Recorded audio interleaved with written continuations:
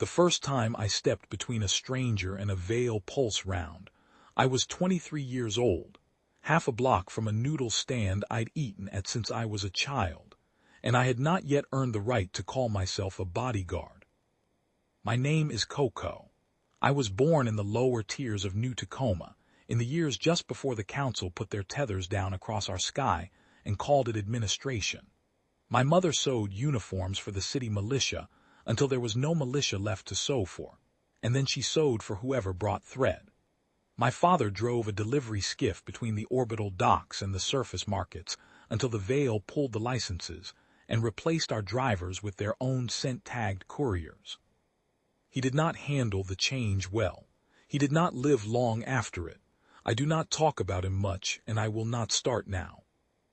I will tell you, though, what the city looked like in the year I was 19, because it matters for what came after. The tethers had been up for 11 years by then. They were not what people imagine when they hear the word. They were not steel cables. They were long humming columns of stabilized magnetic flux that ran from 12 orbital anchors down through the atmosphere to 12 corresponding ground stations, and they held the council's orbital administration in geostationary fix above our cities, and they hummed all day and all night in a frequency that you stopped hearing after the first month and never stopped hearing in your sleep. The council had built them in 3 weeks. They had told us, in the broadcasts, that the tethers were temporary infrastructure. The temporary infrastructure had been humming over our heads for 11 years by the time I was 19, and we no longer expected it to come down. Under the tethers, the city did what cities do. It survived. The markets stayed open. The noodle stand stayed open. The rail lines that the council had not repurposed stayed open.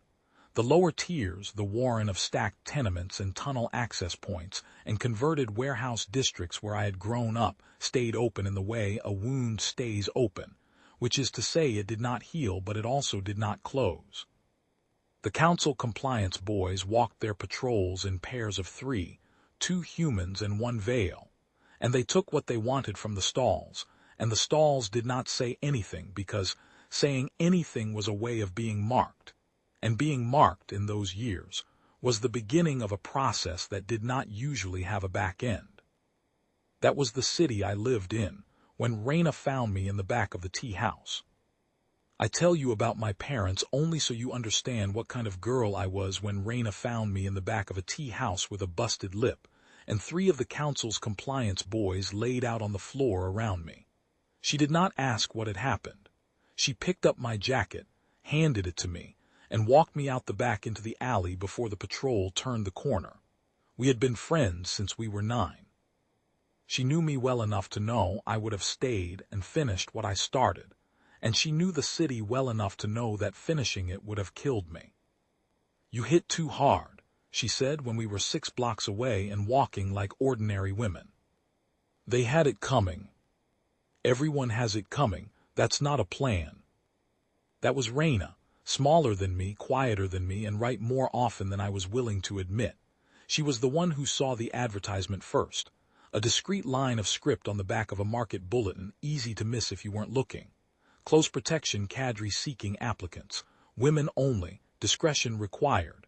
Combat aptitude preferred but trainable. A contact code and a meeting hour. No name attached. I almost threw it away. Raina folded it into the lining of her coat and looked at me with the same steady patience she had used on me since we were children. "Coco, we are not going to live long doing what we are doing now. You know that." I knew it. I had known it since the night my father stopped coming home. The contact code led us to a stairwell behind a fabric merchant stall, and the stairwell led us up 4 flights to a door painted the same dull gray as every other door on that landing.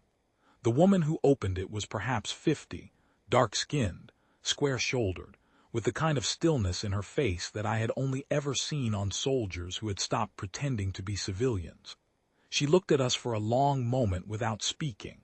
Then she stepped aside. "Holly Jane Smith," she said, "come in, sit down, tell me why you're here." I told her about the tea house. Raina told her about the advertisement. Holly listened without interrupting. When we were done, she poured us both a cup of something warm and bitter that I later learned was real coffee, the kind smuggled down from the orbital traders who still remembered what Earth had tasted like before the Council arrived. "This is not a militia," Holly said. "This is not a resistance cell. We are not going to liberate the city. We are a bodyguard service. We protect women who have been marked for harm by the Vehl, by the Council, by their own families, by anyone with enough money to put a contract on a human being. We do not ask our principals what they did to earn the mark. We keep them alive. That is the work. If you cannot do that work, if you cannot stand between a stranger and a weapon because she is paying you and not because she is your sister, you should walk back down those stairs now." Neither of us walked. "Good," Holly said, "then you train." I will not bore you with the months of training. There were 6 of us by the end of it. Holly ran the cadre. Charlene Perlman ran the floor. Charlene was the kind of woman who could walk into a room and read every exit, every body, every weapon, every lie inside 90 seconds, and she had no patience for anyone who could not learn to do at least half of that by month 3. There was a small quiet medic named Iyari who had been a battlefield surgeon in the last days of the Korean coast and never raised her voice once that I heard. There was a pilot named Brenda who flew our extraction skiff and had hands so steady I once watched her thread a transit corridor between 2 Vehl interceptors with a principal bleeding out in the back seat and never lose her line. And there was Raina, my friend since we were 9, who turned out to be a better shot than any of us. The training was harder than I expected and easier than it should have been. It was harder because Holly and Charlene did not believe in giving us anything we had not first earned by failing for it. We failed in the mock corridors of the converted warehouse for the first 6 weeks. We failed at room clearance. We failed at scent discipline drills. We failed at the long, mind-drotting attentional exercises that Charlene ran in the evenings, in which she would have us stand in a particular corner of a particular room for 2 hours and then ask us, afterward, how many people had walked past the door and what color their shoes had been. I failed those exercises so badly in the first month that Charlene told me, in front of the others, that if I could not learn to see what was in front of my own face, she would not place me on a contract no matter how well I shot. I shot well. I had shot well since my father had taught me at 13 on the rooftops of the lower industrial district with an old projectile pistol he had not officially owned. Shooting was not what was going to keep my principals alive, Charlene said. Seeing was. I learned to see. It was easier than it should have been because the 6 of us came to trust each other faster than I had thought women in a room together could trust each other. Holly had picked us, I realized later, with more care than the recruitment had let on. She had not picked the best 6. She had picked the 6 who would work as a unit and who would not, when the work got bad, take the bad out on the woman next to her. That was a rarer thing than I had understood at 23. I have understood it better since. Holly named us the Betas. It was an old word, she said, older than the Council, older than the Tethers. It came from a time when human women had painted their names on the noses of bomber aircraft and ridden them into wars they were not officially allowed to fight. I did not need the history lesson. I understood the name the moment she said it. Our first contract came 3 weeks after I completed my final evaluation. The principal was a chemist named Myra Vehl. She had worked for one of the Council's compliant pharmaceutical houses until she walked out with a data slate that contained the molecular structure of the suppressant they had been quietly putting into the lower-tier water rations for the last 11 years. She wanted to publish. The Council wanted her gone. The Vehl had assigned the contract to one of their own pack handlers, a senior enforcer named Skrelvone, which meant the threat was not a hired human gun. The threat was a Vehl. I had never seen a Vehl up close before that contract. I had seen them at distance in the markets, where they walked through human crowds the way a man walks through tall grass. They were long, eel-shaped at the spine, with 4 narrow forelimbs that ended in something between a hand and a hook. They could survive vacuum for short periods. They could smell a human's emotional state from across a plaza, fear, anger, intent. They hunted in packs, but their senior enforcers worked alone because a senior enforcer who needed a pack was not yet senior. They did not understand human bodyguards. Their own kind did not protect each other that way. When a Vehl was marked for death by another Vehl, no Vehl stood in front of the killer. The mark died. That was the law of their species. Standing in front of a marked individual was, to a Vehl, not bravery. It was a category error. It was filth. It was the kind of thing that made them want to kill you twice. Holly briefed us in the back room of the fabric merchant's building, on a cold morning, with the city's tether lights still humming overhead like a wire pulled too tight. "Skrelvone will not bring a pack," she said. "He will come alone. He will try to engage Vehl in a public place where collateral discourages a firefight. He will assume that any human standing near her is either security he can intimidate or a civilian who will scatter. He has worked 17 contracts on this planet. He has never lost one. He has also never worked against a cadre that was specifically trained to do what we are about to do, because no such cadre has existed long enough for him to know about it. We will use that for as long as we have it. Coco, Reina, you are on the inner ring. You stand close enough to touch her shoulder. Charlene is the outer ring. Iari is on standby with the kit. Brenda is on the skiff. We move Vehl from the Noodle District to the Eastern Dock in under 9 minutes. The publication contact meets her on the dock. After that, she is not our problem. Before that, she is the only problem in the world. I remember the Noodle District that morning more clearly than I remember my own face in the mirror. The light was wrong. That was the first thing. The light in the Noodle District at that hour should have been the soft gold of the lower-tier sunpipes mixing with the warm yellow of the food stand lamps, and instead it was cold and gray, because a maintenance crew had taken the southern sunpipe array down for service 2 days earlier, and the city had not bothered to compensate the lower tiers for the loss. The vendors had hung extra lamps. The lamps were not enough. The whole district felt like a photograph that had been left in the sun too long.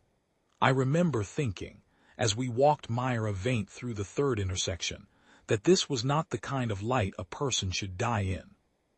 The stand we passed first was the one I had eaten at as a child, the same stooped old man behind the counter, the same iron pot, the same smell of pork bone and scallion that had not changed in 15 years of occupation. He looked up when we walked by.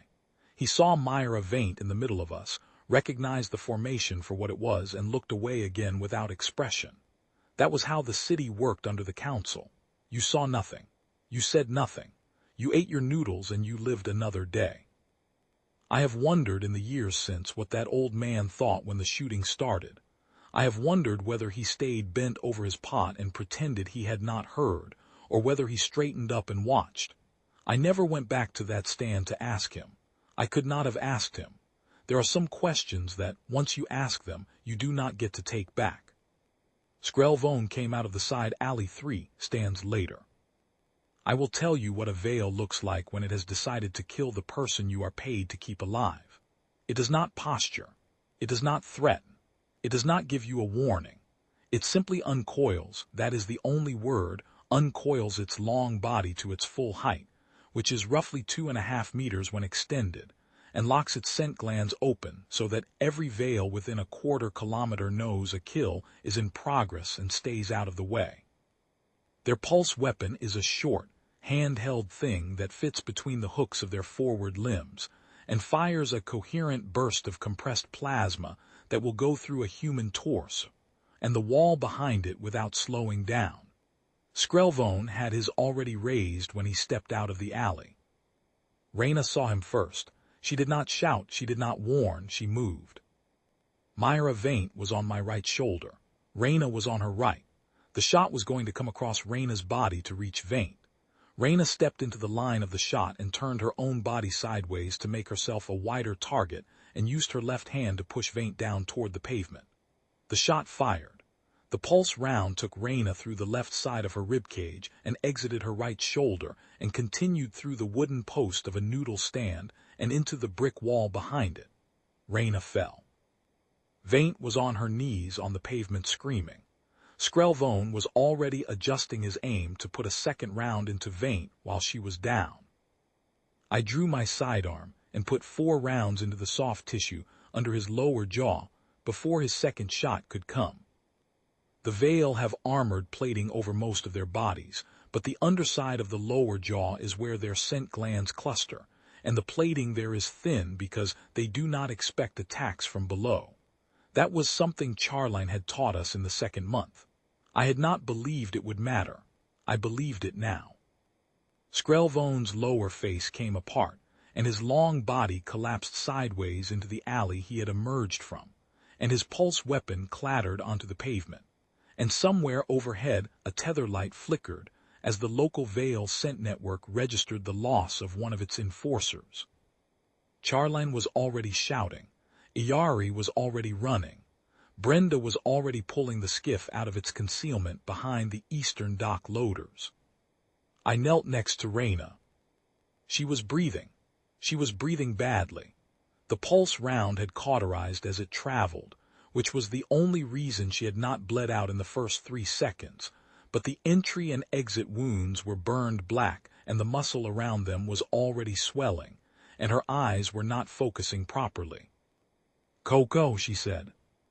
"Don't talk. Coco, get her to the dock. Iyari is here. Iyari has you. Coco, the dock." I looked up. Charline was over me, hand on my shoulder, face calm in the way that meant she was furious underneath it. "Coco, get up, move the principal. Iyari has Raina. We do not stop the contract." I got up. I moved the principal. We made the eastern dock in 7 minutes and 40 seconds. The publication contact took Vehl from us at the loader bay and disappeared into a freight container that lifted 3 minutes later for the orbital trader corridor. Iyari stabilized Raina in the back of the skiff on the way. Brenda flew us out of the Noodle District with one of Skrelvone's packmates already trailing us at altitude, and she lost him in the tether shadow of the lower industrial district by flying a corridor I would not have believed possible from the inside of the skiff. We landed in our concealed bay an hour later.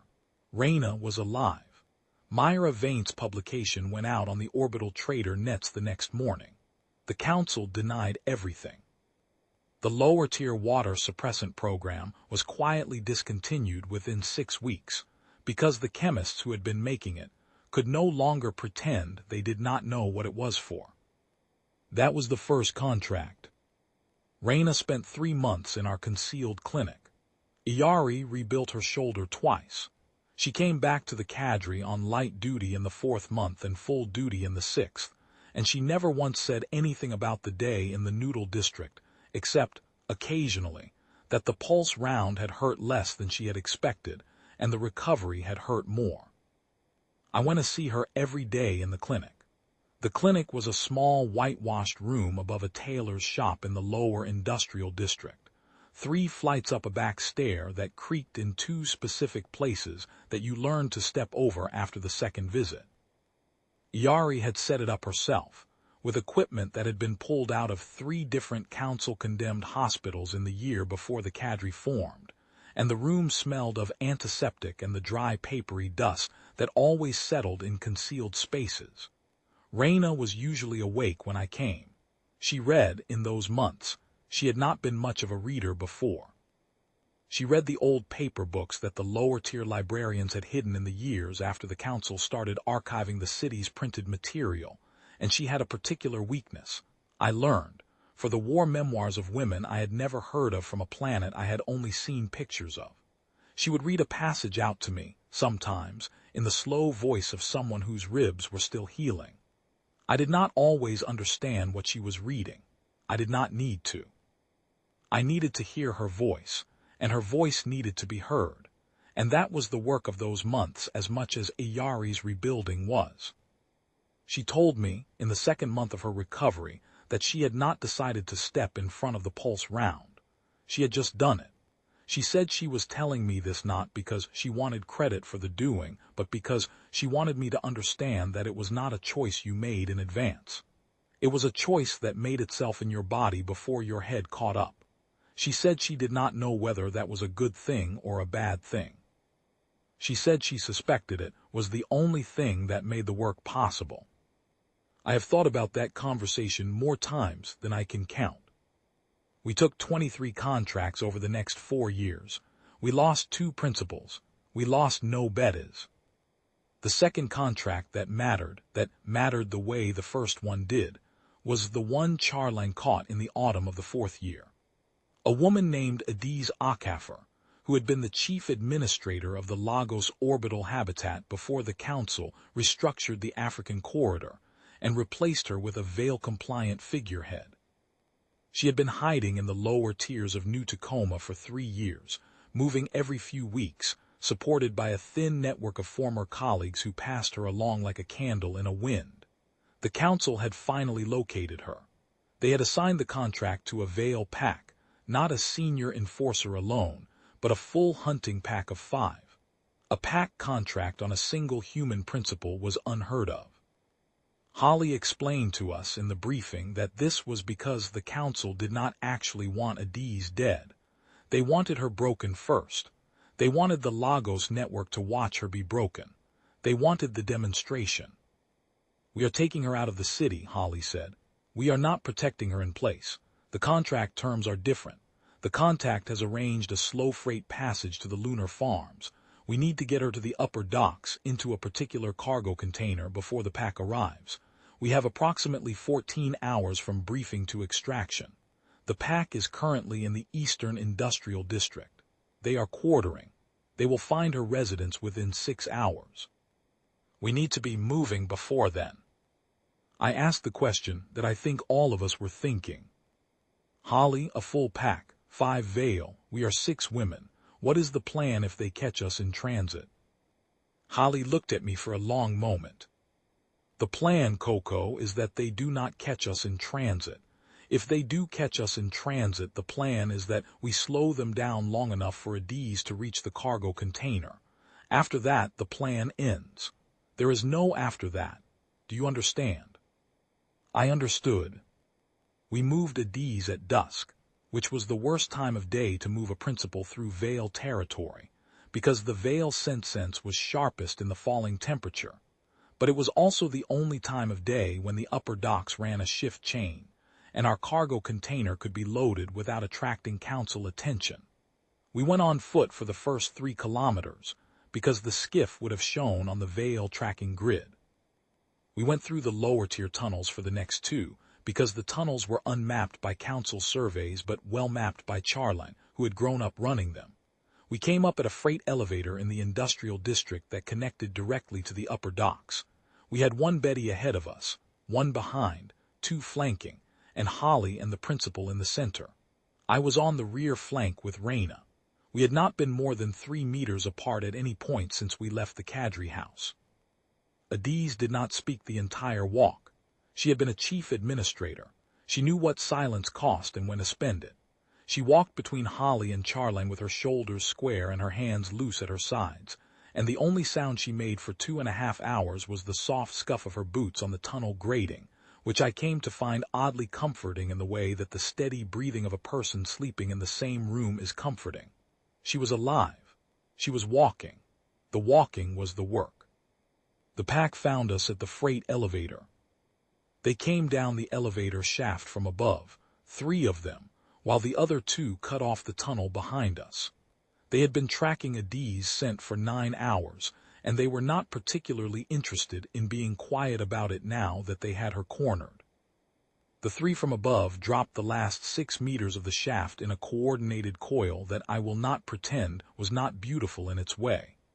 Vehl pack drops are a piece of natural history footage I have not been able to stop seeing in my dreams since, and they hit the deck plating and uncoiled at the same instant, and opened up with pulse weapons before any of us had finished drawing.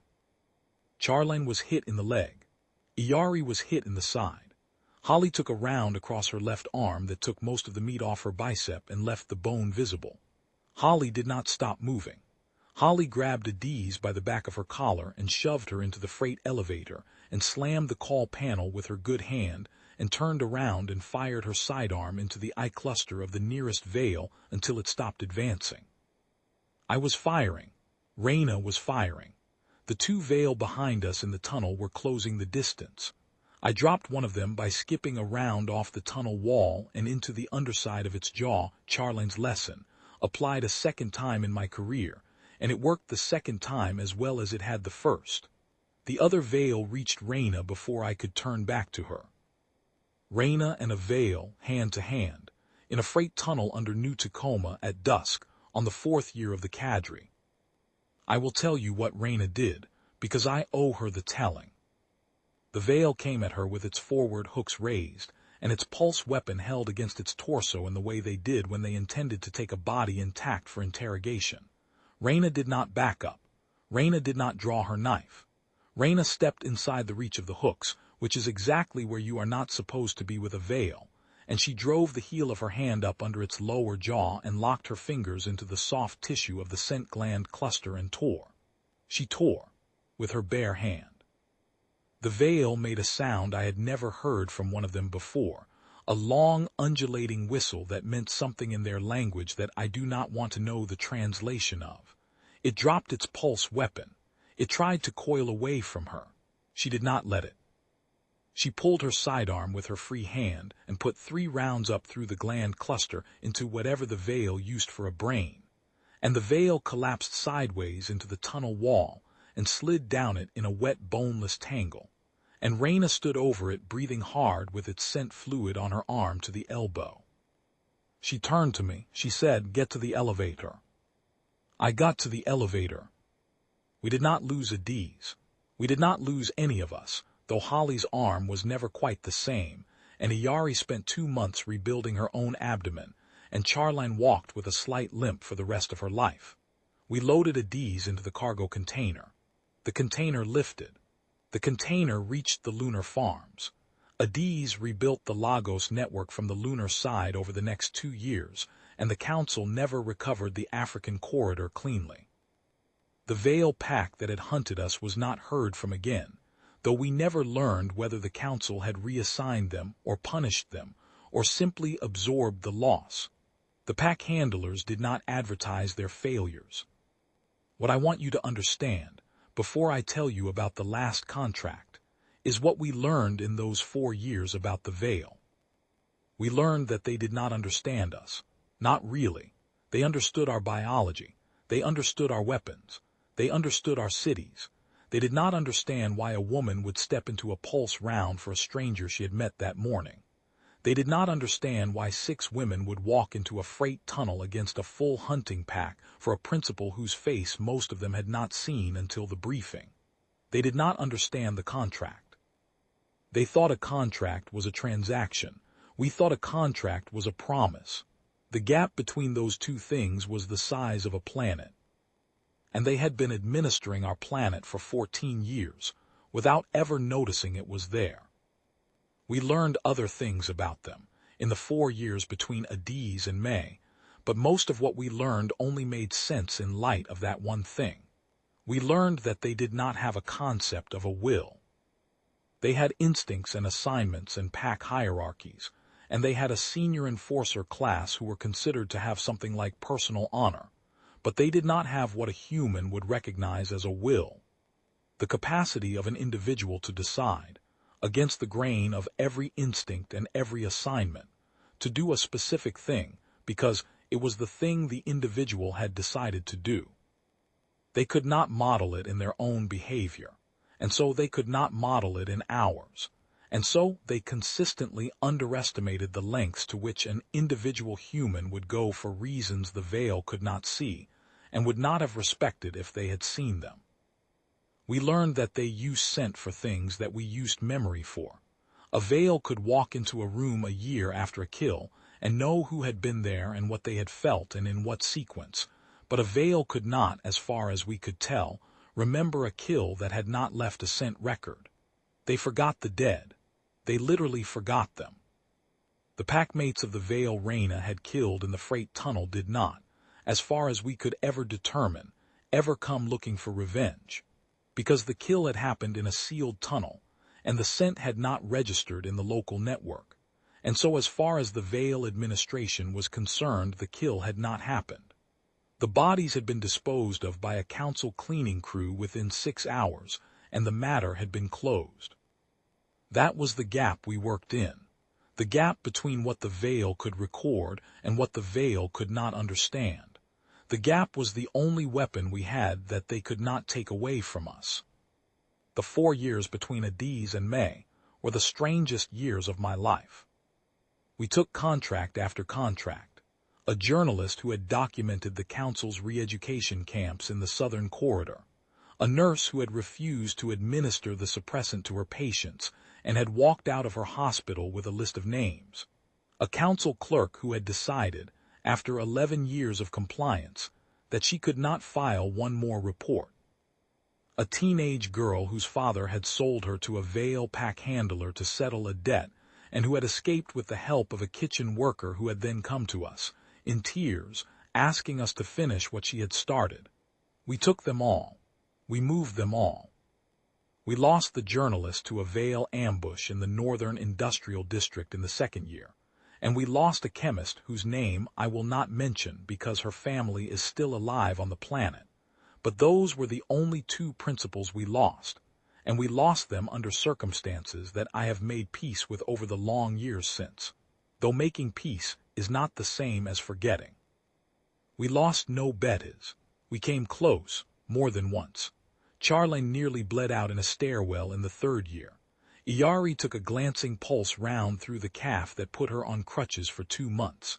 I caught the wrong end of a council compliance baton in a market stall and lost most of the hearing in my right ear for a season. But the 6 of us walked out of every contract on our own feet, and we came home to the cadre house every evening that we were not in transit, and we sat at the long table in the back room and ate together and slept in the same building and woke up the next day and did the work again. There are people who would call those 4 years a war. They were not a war. They were a job. A war has shape. A job is the shape you give it day by day, and we gave it the shape we had agreed to in Holly's briefing room, and we did not stop giving it that shape until the upper docks took the shape away from us.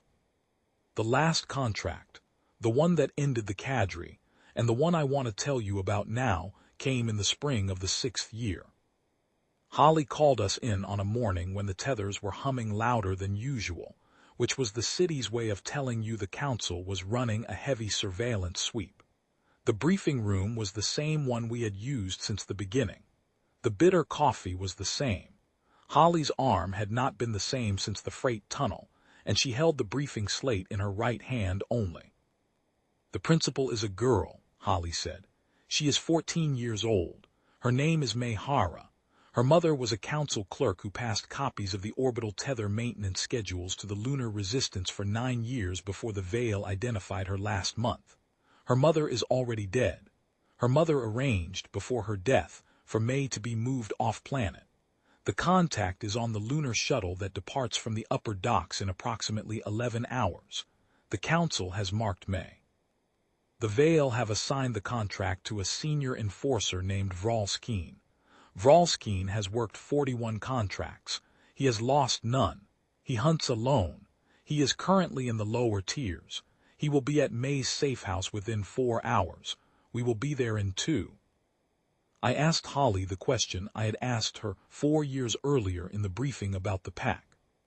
Holly, a senior enforcer with 41 kills, a 14-year-old principal, what is the plan if he catches us at the dock? Holly looked at me the same way she had looked at me 4 years earlier. The plan, Coco, is that he does not catch us at the dock. If he does catch us at the dock, the plan is that one of us holds him long enough for the rest to put May on the shuttle. After that, the plan ends. There is no after that. Do you understand? I understood. We all understood.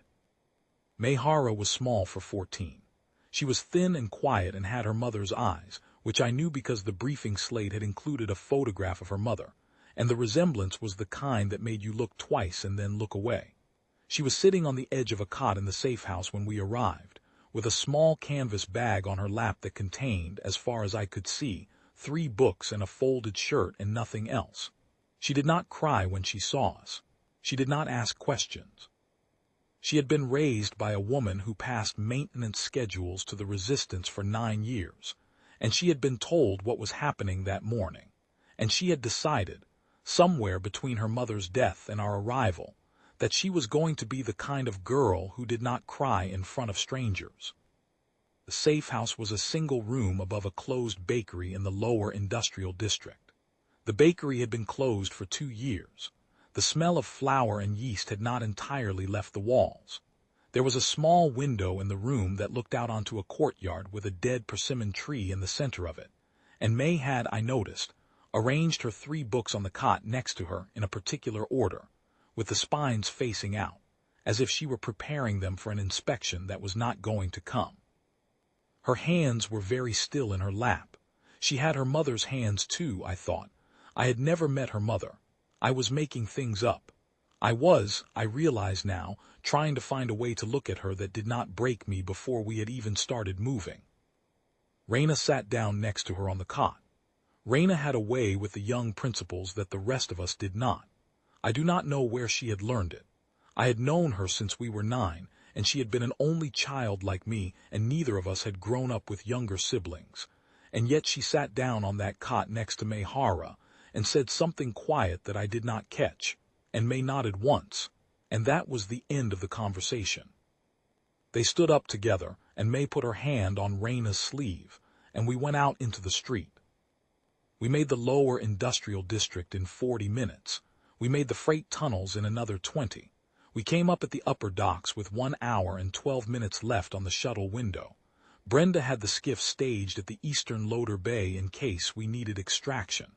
Iyari had the medical kit at the central platform. Charline was on the outer ring. Holly was on the inner ring with May. Raina and I were on the rear. The upper docks at that hour were almost empty. The shift change had finished. The day loaders had gone home. The night loaders were not due for another 40 minutes. The platform lights were on full, because the council had stopped trusting the local maintenance crews to vary the lighting and now ran every dock at full illumination around the clock, and the platform decking had the flat, overbright look of a stage set. There was a thin, cold wind coming off the orbital corridor. There was the smell of grease and oxidized steel, and the faint chemical sweetness of the shuttle propellant being loaded 6 bays down. There was, somewhere below the platform, the soft, constant hum of the tether array, which I had not been able to stop hearing since the first month of my life. Vralskeen was waiting for us on the central platform. He had not tracked us. He had not hunted us. He had simply gotten to the dock first because he had known, the way a senior enforcer with 41 kills knows, that the only way off-planet for a marked human in our window was the lunar shuttle from the upper docks, and the only path to that shuttle that a cadre like ours would take was the freight tunnel that emerged on the central platform. He had been standing there motionless for perhaps 2 hours when we arrived. His pulse weapon was holstered. His scent glands were open. He had not engaged the local Vehl network, which meant he intended this kill to be private, which meant he intended to take his time. He spoke. I had never heard a Vehl speak before that day. They could speak when they chose to.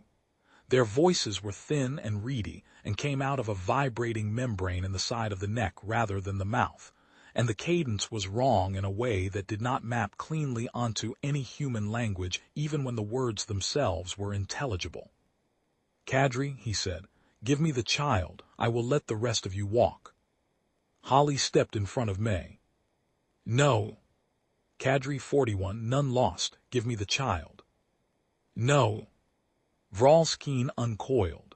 He uncoiled slowly, the way a senior enforcer uncoils when he wants you to see it, when he wants you to understand what is about to happen to you.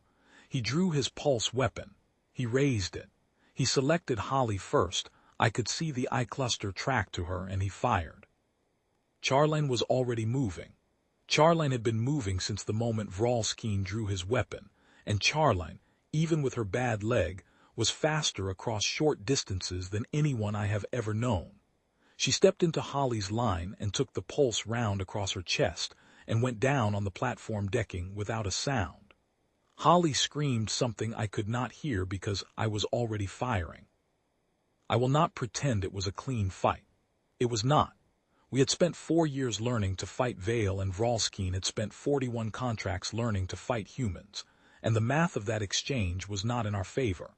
He killed Iyari with his second shot. She had been 3 meters behind Holly with the medical kit open across her knees, already moving toward Charline, and the round took her under the chin, and she went down without ever finishing the motion of reaching for her bag. He took Holly across the same arm she had nearly lost in the freight tunnel, and this time the arm did not stay attached. Holly did not fall. Holly kept her feet by sheer refusal, with the stump of her left arm spraying blood across the platform decking, in a wide arc that I will remember every time I close my eyes for the rest of whatever life I have left. Brenda, who had no business being on the platform at all, who had broken protocol the instant the firing started and abandoned the skiff and come in on foot, came in from the eastern loader bay at a flat run and put 6 rounds into Vralskine's side from a distance of 40 meters with a long gun she was not technically rated for, and Vralskine turned and put a single pulse round through her at that same 40 meters, and Brenda did not finish her next step. The long gun clattered onto the decking 5 meters short of where she had meant to deliver it. That left me and Raina and May. Raina was already moving May toward the shuttle gate. The gate was 50 meters down the platform. The shuttle was loading. The window was closing. Vralskine had been hit 4 times and was still standing because senior enforcers were built for this, and because he had not yet decided he was done. I did what Charline had taught me in the 2nd month and what Raina had done with her bare hand in the freight tunnel. I went low. I went under his reach. I emptied my sidearm into the underside of his lower jaw at a range of 2 meters, and when the sidearm was empty, I drew my knife and I drove it up into the same place and I twisted. Vralskine did not whistle the way the pack Vehl had whistled in the freight tunnel. He made a different sound, a quieter one. He looked at me, eye clustered to eye, for what felt like a long time but was probably less than a second, and then he collapsed sideways onto the platform decking and did not move again. I turned. Raina was at the shuttle gate with May. May was already through. Raina was looking back at me. The pulse round that hit Raina came from the upper gantry of the platform, from a Vehl packmate of Vralskine's who had not been mentioned in the briefing and who I had not seen and who had been positioned, I realized later, as a contingency in case the senior enforcer failed. The shot took Raina through the back of the neck and exited under her jaw, and she went down on the platform decking 3 meters from the shuttle gate. May screamed from inside the shuttle. The shuttle doors closed. The shuttle lifted. The packmate on the gantry took one more shot at the shuttle, which the shuttle's hull deflected, and then I shot the packmate off the gantry with Brenda's long gun, which I had picked up on my way to Raina without remembering having done so. I knelt next to Raina. She was breathing. She was breathing badly. The pulse round had cauterized as it traveled, the same way it had 4 years earlier in the Noodle district, and her eyes were not focusing properly, and there was nothing left to be done. "Coco," she said. "I'm here." "Coco, did she make it?" "She made it." "Good." She did not say anything else. She breathed twice more. She did not breathe a 3rd time. I sat on the platform decking next to her for what I am told was approximately 4 minutes, though I have no memory of any of it, and then Holly, who should have been unconscious from blood loss and was not, dragged herself across the platform on her remaining elbow and put her good hand on my shoulder and told me we had to go. We went. The cadre did not survive the upper docks. Holly survived, though she lost the arm and never worked another contract.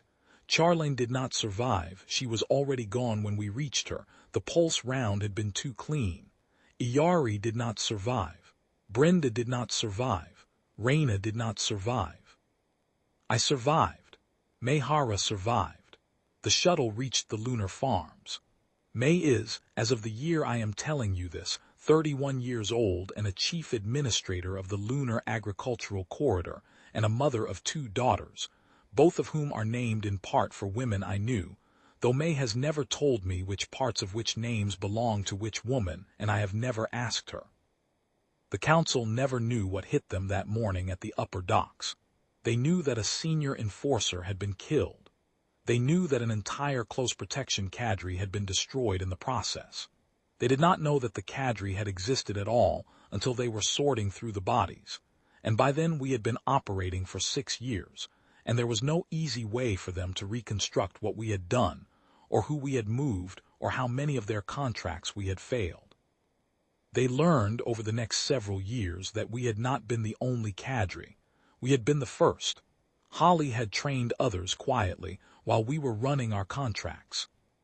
There were 3 more cadres operating in New Tacoma by the year Raina died, and there were 11 by the year after that, and there were more than 30 across the occupied corridors by the year May reached the lunar farms and started riding back through the orbital trader nets to ask whether the woman who had pushed her through the shuttle gate had a name she could give her daughters. The Vehl never learned to handle us. They learned to fear us, which is a different thing, and the fear made them sloppy, and the sloppiness cost them, and the cost compounded over years and decades in ways I am not going to summarize here because the summary is not what this story is about. This story is about Raina. This story is about a friend I have had since I was 9 years old who saw an advertisement on the back of a market bulletin and put it in the lining of her coat and walked me through 6 years of work that was never going to end well for her, and who, on a platform at the upper docks, with a pulse round still cooling in the deck behind her, used her last clear breath to ask me whether the child had made it. I have told this story before to other cadres in other rooms in other cities. I tell it because Holly told me, before she died of natural causes at the age of 71, in a small apartment on the lunar agricultural corridor that May Hara had arranged for her, that the work we did had only ever made sense because we had been willing to tell each other about it afterward. The Vehl, Holly said, did not do that. The Vehl killed and forgot. We killed and remembered, and the remembering was what made the killing into something other than what they did. Holly trained 4 more cadres in the years between the upper docks and the lunar apartment. She trained them with 1 arm and a steel-end polymer prosthetic that she never bothered to learn to use gracefully, because she said grace was not what she had been hired for. She trained them harder than she had trained us, because she had buried 4 of us at the upper docks, and she had decided, in the cargo skiff out of New Tacoma that night, that she was not going to bury another cadre if there was any way to prevent it. She did not entirely prevent it. The cadres she trained lost women. The cadres those cadres trained lost more. But the cadres multiplied, and the contracts multiplied, and somewhere in the 7th year after the upper docks, the Council's contract failure rate against marked human women in the New Tacoma administrative zone crossed 30%, and somewhere in the 9th year it crossed 50%, and somewhere in the 11th the Vehl pack handlers in the lower tiers stopped taking contracts on women altogether, because the personnel attrition was no longer worth the political price of admitting it. I was there for some of that. I was not there for most of it. I left New Tacoma in the 8th year after the upper docks, on a lunar transport that May had arranged for me through channels she did not name, and I have not been back to the planet since. I do not know whether I will go back. There are some places that you do not return to once the people who would have welcomed you home are gone. I am old now. I am older than Holly was when she died. I do not work contracts anymore. I sit, most evenings, on a small balcony on the lunar corridor, and I drink the bitter coffee that the orbital traders still bring up from a particular farm on the Earth side, and I watch the planet I was born on turn below me, and I think about a girl named Raina who was smaller than me and quieter than me, and write more often than I was willing to admit, who stepped into a pulse round for a stranger when she was 23 years old, and who, 6 years later, stepped into another one and did not get up. There is a photograph on the wall of my apartment that May sent me on what would have been Raina's 40th birthday, if Raina had reached 40. It is a picture of May's older daughter, a girl of about 12 in the photograph, dark-haired, with her grandmother's eyes, standing in a lunar greenhouse with her hand on the shoulder of a younger girl who is holding a tomato. The older girl's name is the same as Raina's. I did not know that until the photograph arrived. I had told May the name once, on the platform at the upper docks. In the 4 minutes I sat next to Raina's body before Holly dragged me to my feet, and May had remembered it for 17 years and had given it to her daughter without ever telling me she was going to. I keep the photograph where I can see it from the chair I sit in to drink my coffee. The girl in the greenhouse does not look like Raina. She looks like May's mother, whose face I saw once on a briefing slate. But the name is the right name, and the hand on the younger sister's shoulder is the right gesture, and on most evenings that is enough. She would tell me if she were here that I am sentimental in my old age. She would be correct. She was correct about most things. I have one thing left to say, and then I am done. When the Vehl ran the numbers on us, in the years after the cadre started multiplying, they ran them the way they ran the numbers on everything. They counted bodies. They counted contracts. They counted the cost of the occupation and the cost of withdrawing and the cost of staying, and somewhere in those numbers they found a column they had not understood when they first arrived on our planet, and the column was this: humans, when they have given their word, do not stop. Not for sense, not for math, not for the certainty of their own death. They do not stop. The Vehl had assumed when they took our planet that we would behave the way their species behaved, which is to say that when a mark was made, the mark died and no one stood in front of the killer. They had assumed wrong. They had been assuming wrong for 14 years before they noticed. The cost of that assumption in the end was the planet. I do not say that proudly. The cost on our side was also not small. I have named some of it in this telling, and there is more I have not named, and there is more that no one alive remembers now to name. But the work was the work. The contract was the contract. And the women I served with did not step out of the line, not once, not for any of it. I will sit on this balcony until I cannot sit on it any more, and I will watch the planet turn, and I will think about Raina, who was my friend since I was 9, and who pushed a 14-year-old girl through a shuttle gate at the upper docks on a spring morning in the 6th year of the cadre, and who, when I knelt next to her on the platform decking afterward, asked me one question and then closed her eyes. She made it, Raina. She made it.